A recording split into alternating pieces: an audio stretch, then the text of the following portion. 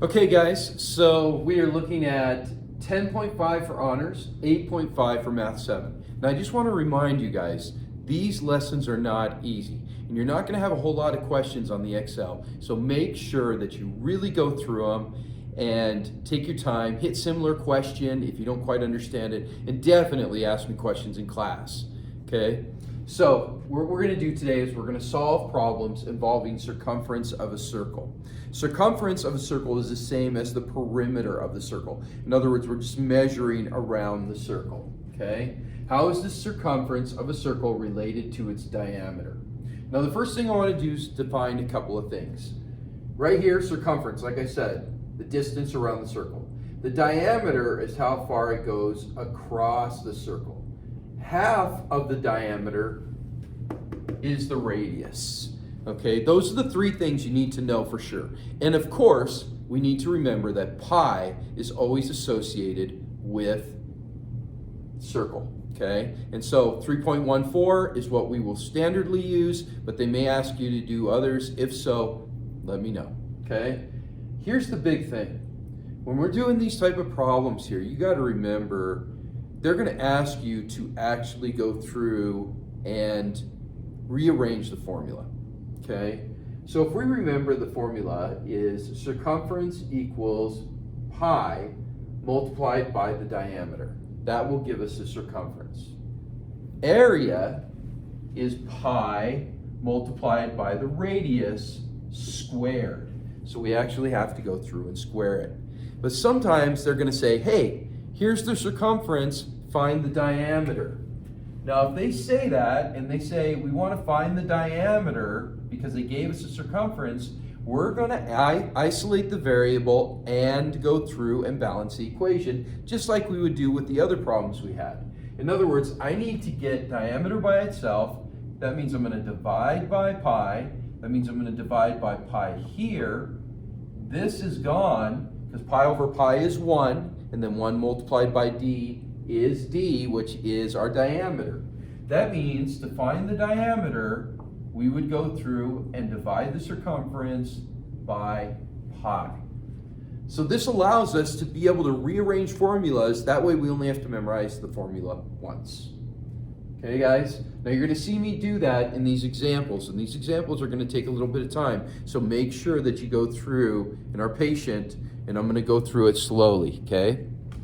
All right, so here, mainly because I don't want to make a mistake on this. All right, so here's what they said here. And this is exactly what I was talking about over there. They went through and they said, find the area. And what they gave us was the circumference, which is 9 42/100. So what I have to do here is I know my equation, right? I know my formula. Circumference equals pi multiplied by diameter. I'm going to have to find the diameter first. So I'm going to divide by pi, divide by pi. This is gone. So the diameter equals circumference divided by pi. Now we're going to put in the circumference, this measurement in for circumference. In other words, my diameter is going to equal 9 42/100 divided by 3.14. So my diameter actually equals, and I went through and ran this up already, 3. Now here's the thing. They want us to find the area.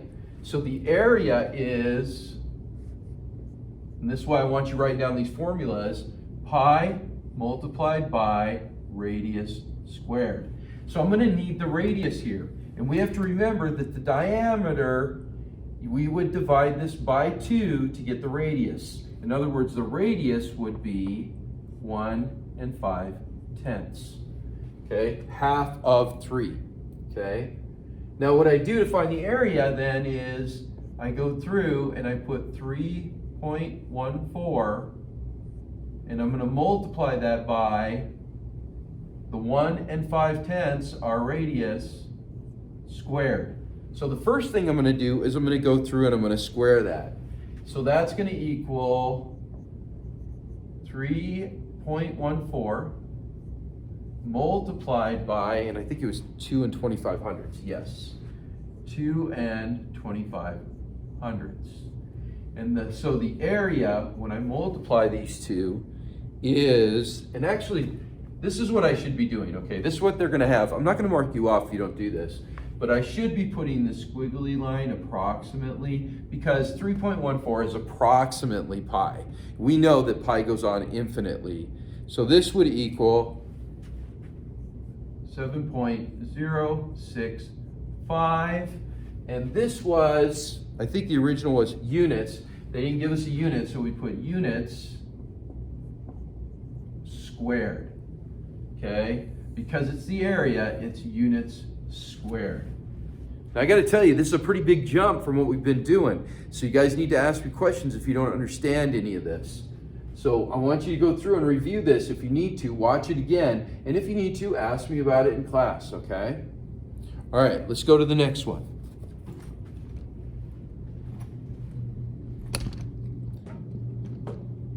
I'm gonna put this in front of here and hopefully you'll still be able to see it. We'll see how this goes. There we go.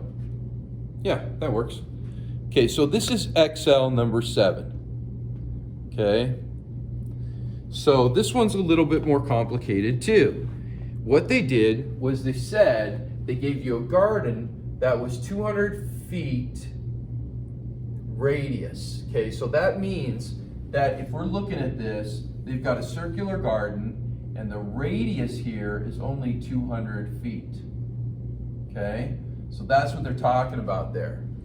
They want to put flowers around the circumference, in other words, the perimeter of this round garden, and they want the plants to be 6 inches apart. Okay, so this is going to be a little bit more difficult. So I want you guys to watch this closely. All right, so here's what I'm going to do. So I've already defined this as the radius, right? So in other words, what I have to do is I have to find, actually I should have left that up there a little bit longer, because since we're talking about circumference and this is 200 feet, that means I need the diameter, because circumference would equal pi times diameter. So the diameter of this is actually 400. So do you see how you're going to have to know all your moving parts on this to be able to understand it? Okay, so here's what we do. I'm going to take that 400 and I'm going to plug it in here. So in other words, our circumference equals 3.14 multiplied by 400, because that's the diameter. Okay, so when I do this, this is going to equal a circumference of, let's see, 1,256. Now this is just going to be feet, okay? And so we have to know that this is not feet squared because it's not the area, it's just the measurement around the circle. So let me draw that one more time, so I hope you guys know what I'm saying, okay? So this was 200 feet, but the diameter is 400 feet, okay? And they want to put flowers around this at 6 inches apart. So since we know it's 1,256 feet, but they want them 6 inches, we have to realize that means that they're going to do 2 plants per foot. In other words, I have to take this answer now and multiply it by 2. And when I do that, what we get is 2,512